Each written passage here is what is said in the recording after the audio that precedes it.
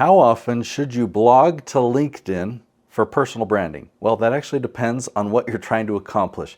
I've seen experts spend years posting on LinkedIn, building connections, creating content, and still struggle to be known as the go-to authority in their space. Well, at the same time, I've seen experts create content that continues attracting new clients, new leads, new opportunities long after that content was published. So what's the difference? Most people think that the answer is consistency, and while consistency is good, that's not the answer. I think you're asking the wrong question. So before you decide how to post on LinkedIn, you first need to decide what you're trying to accomplish. Are you trying to nurture relationships with people who already know you, or are you trying to attract new people who've never heard of you before? Those are obviously two very different goals. So if you understand the difference between nurturing and marketing, it can actually save you years of effort spent on the wrong strategy. So this episode should give you a lot more clarity. Let's dive right in. Let's start with an understanding of what I mean by nurturing. If you post content that's primarily seen by your existing LinkedIn connections, then that's nurturing. You're staying top of mind, you're sharing ideas, you're strengthening those relationships, you're reminding people that you exist and that you're active, right?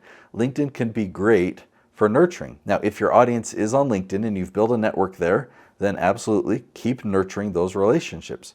But marketing is different. Marketing is about attracting people who've never heard of you before but need you, right? These are people that are actively searching for help or searching for answers, people that have a problem and they're looking to solve it. So this is where a lot of people get confused.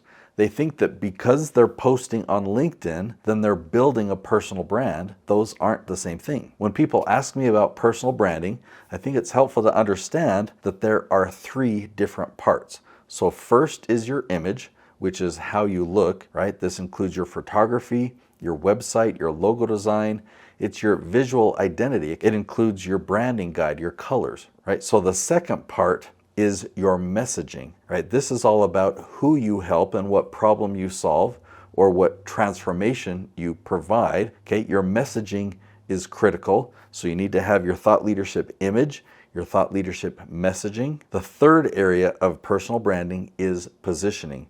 This is where people find you. When they're searching for answers, are you found at the top? When they search for this question or that question, do they keep seeing you everywhere? If you're ranked at the top of your category, that's positioning. Now, LinkedIn can showcase your image, of course, and it can showcase your messaging, yeah. But does it help you develop your personal brand? And does it do anything for positioning? It doesn't in the way that most people think, right? If someone has never heard of you before and they're searching for a topic, they're searching for an answer, they're not going to be able to find you on LinkedIn. Even if you recently posted an article or any type of post on LinkedIn on that subject, that's not how the LinkedIn search engine works. All right, well, where do you go when you need an answer, when you need a solution, right? You go to Google, you go to YouTube and do a search, you go to ChatGPT, or Grok or Perplexity or Claude or you name it, right? You do research, you dig and you try and solve a problem. Well, that's completely different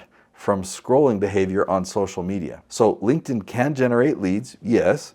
I used to generate leads through networking there and generating leads through relationships when I go to an actual event or when I have a direct conversation with someone. And so there's still people that are successfully generating leads on LinkedIn. If you found a system that's working for you, then obviously keep doing it. But let's be honest here. For most people, LinkedIn feels like a grind. It feels like a hustle, and it feels very slow, and it doesn't scale. You have to keep posting, keep networking, keep commenting, keep messaging for such small results. And the moment you stop, the momentum stops with it. So that's why I don't view LinkedIn as a personal branding platform. I view it as a nurturing platform, where you can continue the relationships of the connections you already have, right? These people already know who you are, but the problem is that most experts put all their effort into LinkedIn and they never build discoverability. They never position themselves where strangers can find them, right? Their dream clients. They don't show up where their clients are actively searching for their help. And because of that,